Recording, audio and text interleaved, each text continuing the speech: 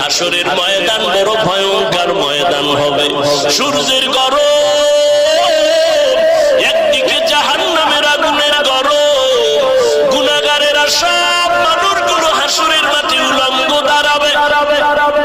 সূর্যের ছায়া পাবে না, আরশে আজিমের ছায়া ছাড়া কোনো ছায়া থাকবে না। ওই সময় নবীদের কাছে উম্মতেরা দৌড়াবে। সমস্ত নবীরা নাফসি নাফসি বলে বলবে, আমার ফিকিরে আছি, তোমরা চলে যাও।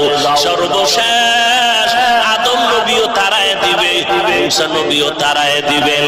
এক পর্যায়ে আমার কাছে আসবে, আমি থাকবো মাওলার দরবারে মাকামে মাহমুদে। সবাই নাফসি নাফসি বলে কাঁদবেন, আর আমি আমার নিজের জন্য একবারও কাঁদবো না। আমি আমার মাওলার আদালতে বলবো, ও আল্লাহ, আমার উম্মতের বাঁচাও, আমার একটা উম্মত যেন জাহান্নামের আগুন ধরতে না পারে। আমার আল্লাহ বলবেন, নবী আপনি কাঁদবেন না, ওয়ালা সাউফা ইউতিকা রাব্বুকা ফাতারদা, আমি আপনাকে রাজি খুশি রাখবো, আপনি কাঁদবেন না। একটা উম্মত জাহান্নামে আপনি যদি দিতে না চান, আপনি বেছে বেছে উম্মত গুলো জান্নাতের দিকে নিয়ে যান। আমার নবী উম্মত গুলোরে ধইরা এক সারিতে হাউজে কাউসারের কিনারায় হাজির করবেন, পানি পান করাবেন নবীর নিজের হাতে।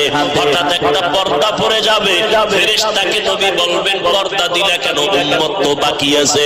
ফেরেশতারা বলবে, এরা আপনার ওই উম্মত, আপনি বিদায়ের পর আপনার সুন্নতের তারা জবাই করেছে। আল্লাহর নবীর হাদিস বাবা ভুলিয়া যাইও না। নবী বলবেন, সুহকান সুহকা লিমান গায়্যারা মিন বাদি, ওরে তোরা আমার থেকে দূর হ, তোরা আমার উম্মত না। আমার দাঁত ভাঙা দিনের উপরে তোরা গাদ্দারি করেছো, আমার সুন্নতের জবাই করেছো, আমার আদর্শকে তোরা বিলুপ্ত করেছো রে বাবা।